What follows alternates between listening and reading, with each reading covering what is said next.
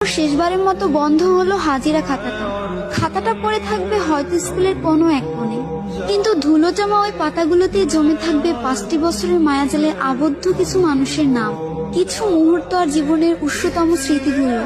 কোনো একদিন এভাবেই শেষ হয়ে যাবে আমাদের স্কুল জীবন। আগে স্কুলে যাওয়ার জন্য কত বাহানা, কত অজুহাত খুঁজতাম। ক্লাস 8-9-এ ওঠার পরে এমনটা ভাবতে লাগলাম, এই ভালো সময়টা যেন কখনো না ফুরায়।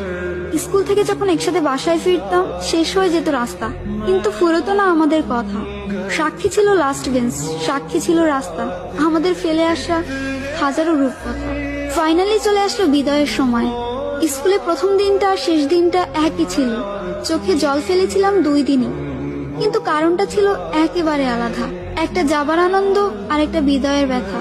বাস, শেষ হয়ে গেল আমাদের স্কুল লাইফ। তারপর একদিন